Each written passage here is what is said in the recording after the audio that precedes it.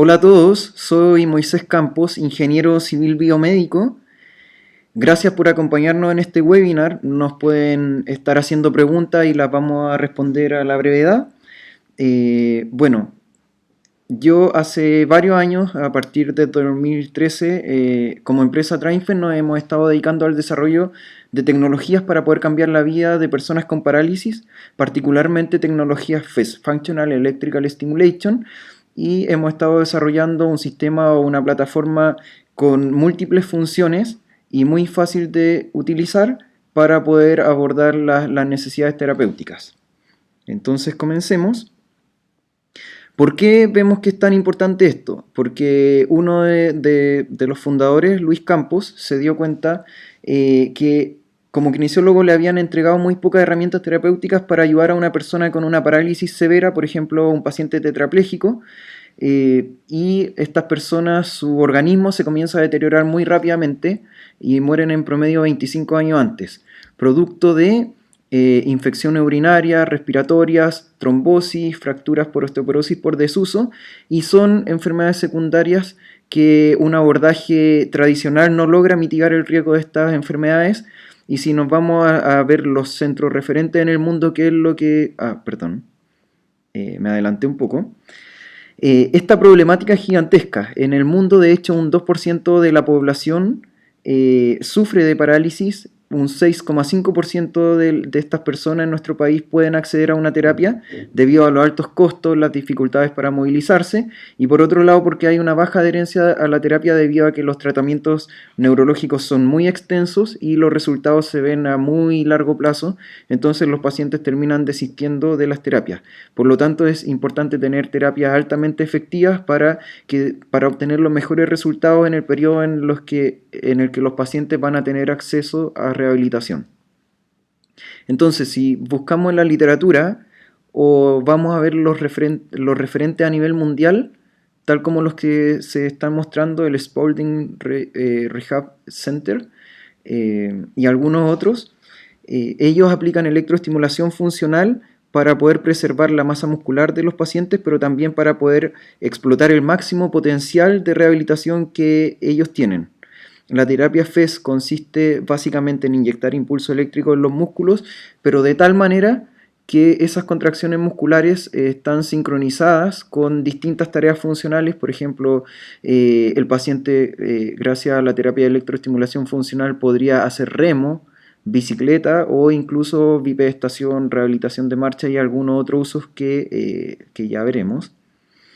Sin embargo, por las tecnologías que están orientadas principalmente a centros especializados, son altamente costosas y también son un poco complicadas de usar, y estas terapias terminan costando en torno a $72.000 al año en estos centros especializados. Por lo tanto, se hace inaccesible para prácticamente todas las personas. La electroestimulación funcional tiene evidencia tipo 1A de hace más de 2 décadas, y los principales beneficios están a distintos niveles. Por ejemplo, a nivel muscular aumenta el trofismo muscular y la fuerza y revierte las transformaciones de fibras de tipo 1 a 2A. Por otro lado, previene la pérdida de masa ósea o la osteoporosis. Hay un aumento del metabolismo de la musculatura de las partes paralizadas y de los tejidos. Por lo tanto, hay un aumento del flujo sanguíneo, lo que previene la atrofia cardiorrespiratoria, un aumento de la irrigación sanguínea, previene escaras y también los posibles trombos e infecciones urinarias y respiratorias. Y el rol más importante que tiene la electroestimulación funcional es a nivel de sistema nervioso central, ya que aumenta la neuroplasticidad y el reaprendizaje motor, y es capaz, incluso en los casos donde no hay una lesión medular completa o un daño demasiado severo, de recuperar la funcionalidad. Es decir, esta terapia permite explotar el máximo potencial de rehabilitación que pueda tener un paciente.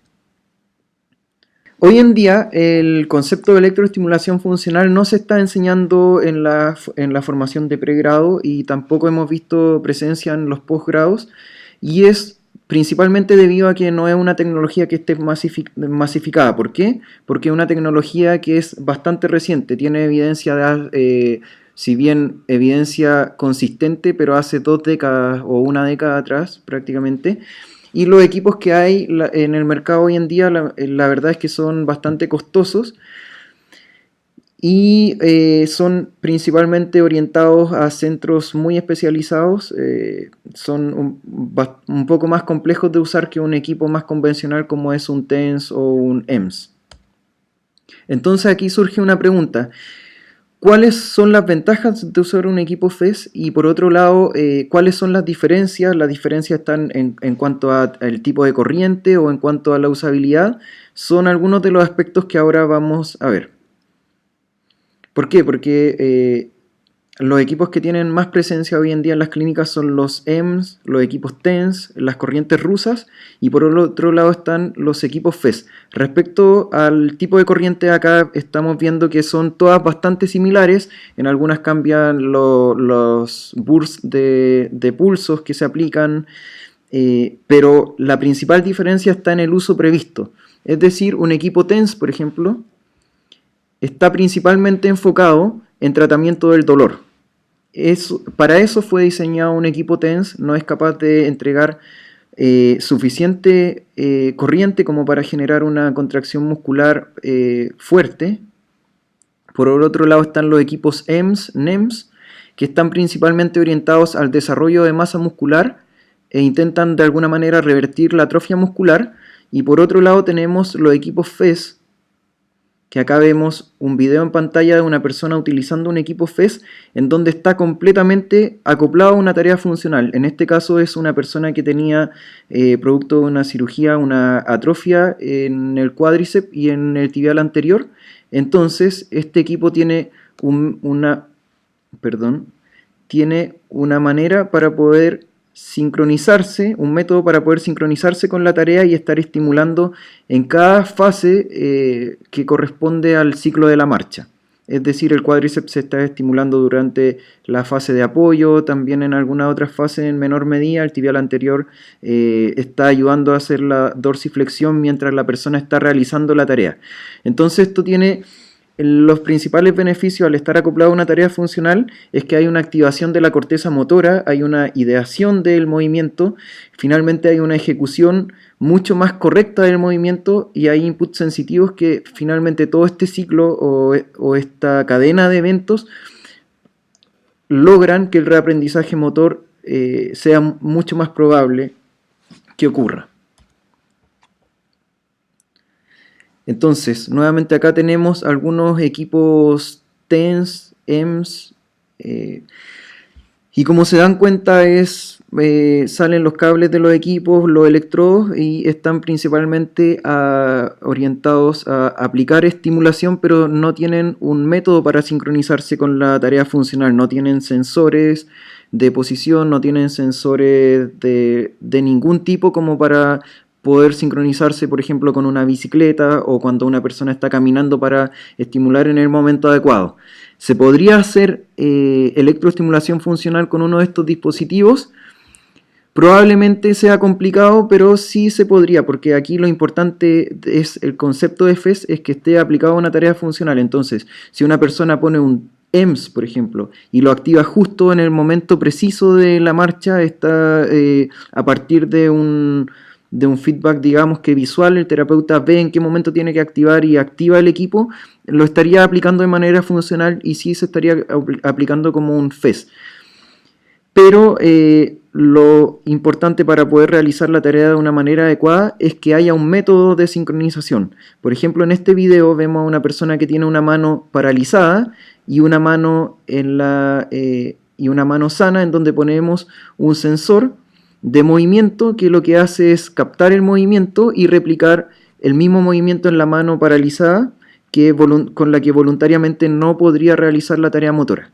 Entonces acá vemos que la persona genera la extensión de muñeca y la mano que se encuentra paralizada replica el mismo movimiento. Por lo tanto, lo que les mencionaba antes, hay toda una concatenación de eventos de ideación de la tarea motora, activación de la corteza motora, ejecución del movimiento e inputs sensitivos y motores que hacen mucho más probable el reaprendizaje motor. ¿Ya? Y luego acá vemos algunos otros dispositivos que hay comerciales, por ejemplo está Restorative Therapy, que tiene ahí sistemas completos que están súper especializados. Por ejemplo, hay un equipo completo que es para poder hacer bicicleta, hay otro que es una especie de elíptica que está sincronizada la electroestimulación con el movimiento. Por otro lado tenemos uno de nuestros dispositivos acá en la imagen central, en donde una terapeuta está comenzando ya la rehabilitación de marcha de un paciente con lesión medular incompleta, y a la derecha tenemos un equipo fabricado en Europa que tiene distintos mecanismos para acoplarse con la marcha y poder asistir en la dorsiflexión. Entonces acá vemos ya equipos que tienen un método, tienen de alguna manera sensores o algún método para poder acoplarse con la tarea motora. Entonces aquí viene otra pregunta. La principal diferencia entre FES y otro tipo de electroterapias está en el uso previsto, y acá ya sin embargo también hay algunas diferencias o hay que poner atención con respecto al tipo de corrientes, pero es más que nada para poder garantizar la seguridad a la hora de aplicar una corriente, porque vamos a estar, para poder estimular por ejemplo a un lesionado medular, vamos a estar aplicando mucha corriente, mucha carga, y eso, si el equipo no estuviera bien diseñado o no fuera la corriente adecuada, podría generar quemaduras. Entonces la corriente va a tener un efecto va a ser relevante en los aspectos de seguridad, efecto sensitivo y motor, y efecto a nivel de neuroplasticidad y a nivel neurológico. Entonces, una de las cosas más importantes es que la corriente debe ser de tipo compensada, porque eso disminuye el riesgo de quemaduras. Ya veremos el por qué. Una onda bifásica cuadrada compensada es, tal como vemos en pantalla, una onda que tiene un pulso cuadrado con una cierta polaridad, digamos que positiva a la primera fase, y la fase negativa está en sentido contrario. Estas ondas van a tener distintas características, como algunas de ellas son el ancho del pulso, que quiere decir cuánto tiempo dura cada uno de estos pulsos, la intensidad. En el caso de una onda bifásica va a tener una intensidad o una corriente positiva, y va a tener una corriente o una fase de la onda negativa. Y por otro lado va a tener otra característica que le llamamos carga, que la carga es igual al producto del tiempo que dura cada pulso por la intensidad de ese pulso. Es decir, si tenemos una intensidad positiva y una negativa correspondiente a cada fase, vamos a tener una carga positiva en la fase positiva, digamos, y una carga negativa en la fase contraria de la onda. ¿Y eso qué implicancias tiene? Que los músculos se comportan de una manera similar, o podemos hacer una analogía con una batería. Una batería, para acumular carga, lo que hace es generar cambios químicos. El músculo, si empezamos a aplicar una carga y hay una acumulación de cargas, va a acumular esa energía a través de cambios químicos que finalmente se van a traducir en una quemadura química. Lo que hace una onda bifásica cuadrada compensada es que la fase positiva y la fase negativa en cuanto a módulos son de la misma magnitud, y la sumatoria total, es decir, cuando empezamos a hacer la terapia, las fases positivas y negativas se van sumando, pero como son de polaridad contraria, al final se van anulando, y la sumatoria de las cargas de todos los pulsos es igual a cero en una onda, en un tipo de corriente compensado. Por lo tanto, la acumulación de cargas es cero, lo que quiere decir que no van a haber reacciones químicas, no va a haber una acumulación de cargas, y se va a traducir en que es una corriente segura y que no va a generar quemaduras, no va a generar quemaduras químicas. ¿Qué es lo que pasa, por ejemplo, con una onda monofásica o una onda galvánica si se utiliza durante suficiente tiempo como para acumular cargas, lo que va a ocurrir, tal como vemos en pantalla, se están sumando puras cargas de una misma polaridad, por lo tanto la corriente, o sea, la carga acumulada total es distinta de cero. Entre más grande sea esa carga acumulada, mayor va a ser la reacción química, y esa reacción química se va a traducir finalmente en una quemadura química. Por eso es súper importante para la seguridad a la hora de aplicar este tipo de dispositivos, contar con un dispositivo que pueda generar ondas de tipo compensadas. Por otro lado tenemos el concepto de la frecuencia, que la frecuencia va a estar dada por cuántos de estos pulsos tenemos por segundo. En este caso vemos en pantalla, estamos graficando lo que ocurre en un segundo, estamos viendo 6 pulsos, por lo tanto la frecuencia sería 6 Hz. Ahora, ¿qué implicancia va a tener la frecuencia? La frecuencia principalmente va a determinar el tipo de fibras que se van a estimular. A frecuencias más bajas vamos a tender a estimular más fibras sensitivas y fibras motoras de tipo lento. Entre más aumentemos la frecuencia, va a tender a disminuir el efecto sensitivo. Y por otro lado, se van a empezar a estimular fibras de tipo mixtas a fibras de tipo rápida entre mayor sea la frecuencia. Y bueno, finalmente la activación muscular va a estar dada, la intensidad de cada activación muscular va a estar dada por la combinación de frecuencias, ancho de pulso e intensidad, y espero que les haya gustado y se hayan podido informar con este webinar. Hola a todos, mi nombre es Alexandra Bone, soy kinesióloga y me dedico al área de la neurorehabilitación. La presentación que vamos a hacer ahora es ver cómo integramos la electroestimulación funcional a la clínica, ¿ya? Y abordar un poco más de los fundamentos de ella. Bueno, como ya habló Moisés anteriormente, la electroestimulación funcional se destaca por eso, por ser funcional, ¿ya? Y asociar la activación muscular a un movimiento funcional. Lo bueno de este equipo que es súper flexible, o sea, yo lo puedo utilizar para la función que yo quiero, de la forma que yo quiero. Puedo activar la musculatura en el momento que yo quiero. ¿Ya? Entonces ahí va a depender del paciente, de lo que yo quiera trabajar con él y para qué función. Bueno, ¿por qué FES? Por lo mismo, incrementa la actividad muscular generando múltiples despolarizaciones donde vamos a tener una respuesta motora y sensorial, ya buscando mejorar la fuerza muscular y el control motor. Va a incrementar la intensidad de las terapias porque vamos a entrenar con mayores intensidades de contracción y tenemos una gran evidencia que sustenta su uso. ¿Para qué patologías? Bueno, todo lo que sea principalmente se utiliza el FES para lesiones del sistema nervioso central que involucran algún grado de paresia, lesiones de primera motoneurona. Estas incluyen principalmente la lesión medular completa e incompleta, ya los objetivos para completas e incompletas van a variar, ¿ya? Debido a que las lesiones completas tienen menos posibilidad de recuperación que las incompletas. También para accidente cerebrovascular, que también va a variar, depende del tipo de accidente cerebrovascular, el traumatismo encefalocraniano, parálisis cerebral, parálisis facial también. Para polineuropatías o lesiones del nervio periférico, ¿por qué está sujeto a evaluación? ¿Por qué? Porque estas son lesiones de segunda motoneurona. ¿Qué es lo que hace el FES? Estimula la segunda motoneurona. Si yo tengo un daño de esta muy severo, no vamos a tener respuesta muscular.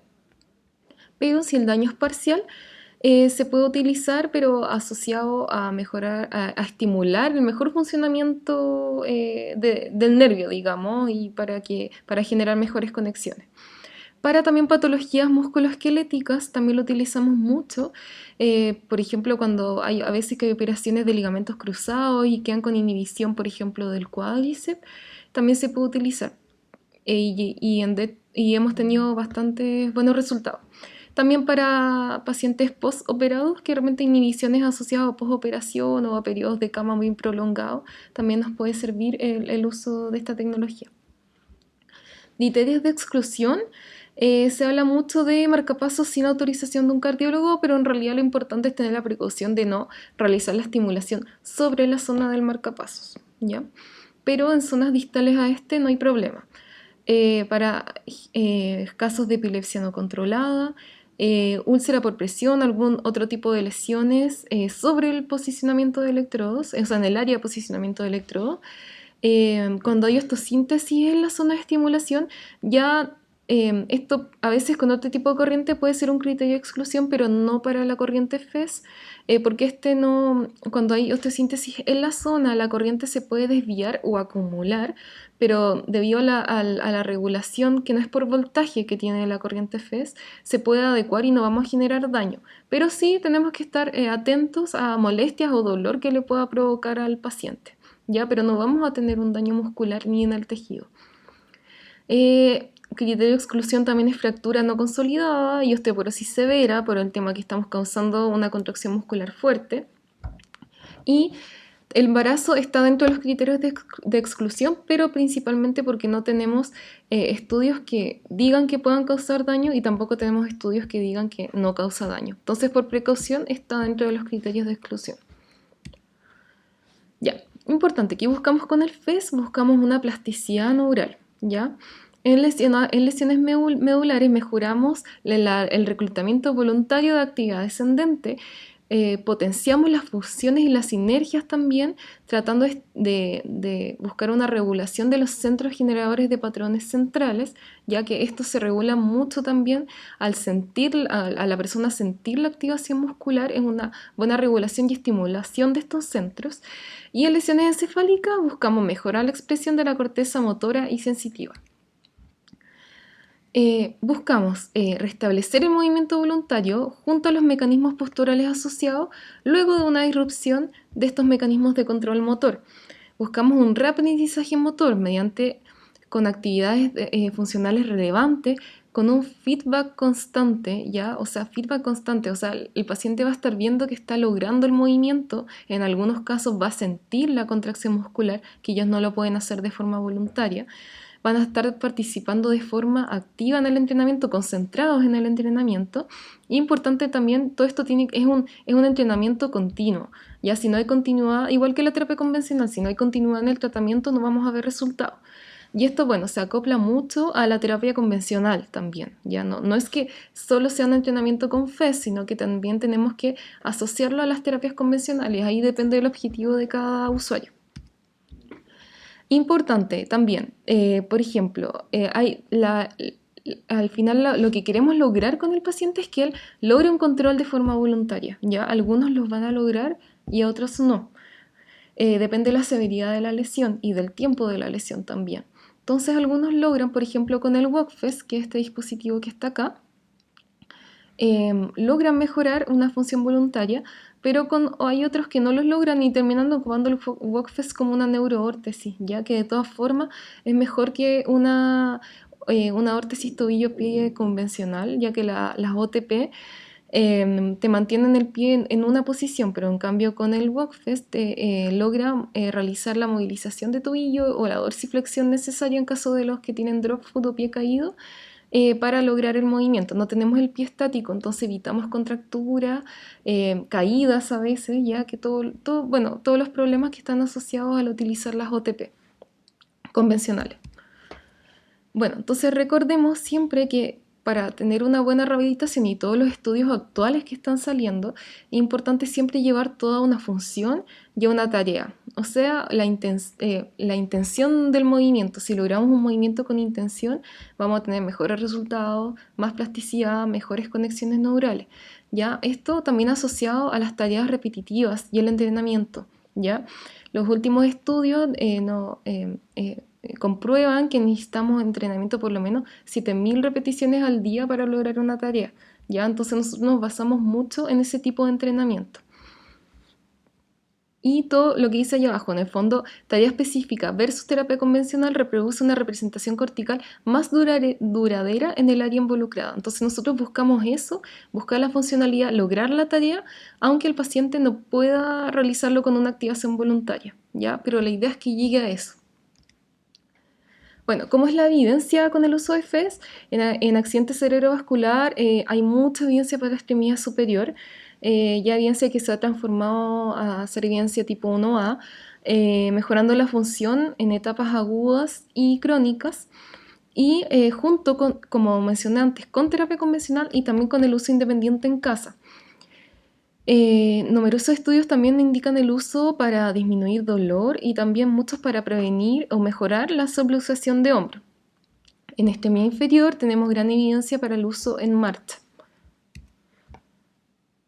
Bueno, acá podemos ver, por ejemplo, en este estudio, donde ven que hay resultados efectivos en el uso de FES para aumentar la velocidad de la mano o ambas manos en la realización de tareas. Ya mejoran puntajes en la escala Fullmeyer y ellos mencionan que el FES tiene una evidencia prometedora para el FES, todo lo que es la sinergia, lo que es sinergia en rehabilitación, o sea, todo lo que es funcionalidad, ya en este caso para extremidad superior. En lesión medular hay impactos positivos en los pacientes tetraplégicos para movimientos de pinza y agarre. ¿Qué es lo que pasa también con el FES? Por ejemplo, en lesión medular, bueno, tenemos menos N de pacientes para realizar estudios, pero hay que seguir haciendo más estudios. ¿Por qué? Porque hay una variabilidad de dispositivos, ¿ya? Y variabilidad de sujetos también, ¿ya? O sea, no todos los sujetos van a tener los mismos deterioros, los mismos grados de paresia, ¿ya? Entonces, por eso los estudios varían mucho. Y en extremidad inferior también hay muchos estudios asociados a marchas con soporte parcial de peso también con el uso de FES. Bueno, como mencionó Moisés antes, los parámetros que podemos modificar con este tipo de corriente es la frecuencia, el ancho de pulso, rampa de entrada y de salida y la intensidad asociada con la amplitud en miliamperes. Ya, ahora, ¿cómo es un entrenamiento? Que siempre me preguntan con el uso de electroestimulación funcional. Primero, es importante el primer mes o 2 meses estar ahí depende del usuario, depende mucho del usuario, en la fase de adecuación a la corriente. ¿Por qué? Necesitamos entrenar los músculos con la electroestimulación funcional. La idea es lograr una activación que el músculo tenga la resistencia y la activación suficiente para pasar a realizar ejercicios funcionales. Por ejemplo, si yo quiero realizar una transición sedente bípedo, necesito fortalecer por lo menos sí o sí el cuádriceps, puede ser también los glúteos, pero tengo que lograr una buena activación para que el paciente se pueda parar y que resista por lo menos 1 o 2 minutos, ojalá más, con la electroestimulación. Entonces, ¿por qué? Porque al principio los músculos se van a fatigar muy rápido y yo tengo que entrenarlos para que esa fatiga aparezca luego de más tiempo. Porque no saco nada con que hacer un bípedo con un paciente con el FES, pero el paciente me va a resistir menos de 1 minuto y ya lo vamos a tener que sentar, ¿ya? Y la fuerza necesaria que se necesita para hacer un bípedo. Entonces tengo que pasar por esta fase de adecuación, donde primero se estimula más o menos unos 5 o 10 minutos por músculo, ¿ya? Todos los días, ojalá 5 veces a la semana. Después de un par de semanas, generalmente le damos que ya que se puede estimular 2 veces al día, por ejemplo, mañana y tarde, ya para que siempre mañana y tarde para que tenga este periodo de recuperación del músculo hasta llegar a la tarde, por ejemplo, si es que lo ocupa en la mañana. Luego podemos pasar a periodos de entrenamiento más largos, de 10 a 30 minutos, donde ya pasamos a hacer ejercicios más funcionales. Y se pueden llegar a utilizar hasta 30 a 45 minutos la electroestimulación funcional cuando hago ejercicios funcionales, ¿ya? Cuando ya es más de 1 hora de estimulación, se abre para protocolos de contracciones más mantenidas, como de subluxación de hombro, o lo que hablé recién de mantención del bípedo, ¿ya? Todo va a depender del objetivo que tengan con el paciente, no es ningún protocolo tan específico, ¿ya? Es importante cómo va evolucionando su paciente y para qué objetivo yo le estoy poniendo la electroestimulación. Acá vemos un ejemplo, pero de estimulación para extensores de muñeca, ¿ya? Y acá podemos ir poniéndole ya con el tiempo una mayor dificultad para potenciar la activación muscular, como por ejemplo con una mancuerna. Acá podemos ver su uso en otros ejercicios, por ejemplo, ahí para empujar un balón, para hacer ejercicio de puente, para hacer una transición sedente bípedo o para hacer bicicleta, ¿ya? Ustedes lo pueden acoplar al movimiento funcional que ustedes quieran. Bueno, también quiero hablar un poco en esta presentación de qué es lo que pasa en el mundo con la terapia FES. Algo mostró Moisés antes también, que muchos centros de excelencia en rehabilitación ocupan este tipo de terapia. Todos los años se realiza la Rehab Week, que es la feria de rehabilitación más importante en el mundo, donde participa la gente de AIFES. AIFES es una asociación de FES internacional, donde siempre revisa las publicaciones recientes, realizan discusiones con diferentes investigadores, qué se está haciendo en el mundo con FES. Tiene una base de datos bastante grande de investigación con el uso de la terapia FES. También tenemos el Viena FES Workshop, ya que también lo mismo, es organizado por un centro de investigación y tratan de generar una plataforma, eso, para que lo mismo se realicen discusiones y desarrollo con el uso de terapia FES. También tenemos esta revista, donde también métanse ahí a la página de esta revista, donde tienen bastante información acerca del FES, tiene información de cuando se han juntado la gente del IFES, el workshop de Viena, ya tienen bastante información ahí para que la revisen. Muchas gracias por acompañarnos en este primer webinar. Esperamos que haya sido una interesante y enriquecedora introducción a la electroestimulación funcional, que es una herramienta que cobra cada vez mayor relevancia en el ámbito de neurorehabilitación. Y les queremos extender la invitación a la segunda versión de nuestro workshop gratuito, FES y Neurorehabilitación, que se realizará el día jueves 16 de enero en la ciudad de Santiago, donde repasaremos de forma práctica el uso de electroestimulación funcional en la rehabilitación motora de extremidad superior e inferior. Como decíamos, la inscripción es gratuita y lo pueden hacer ingresando a bit.ly/curso FES.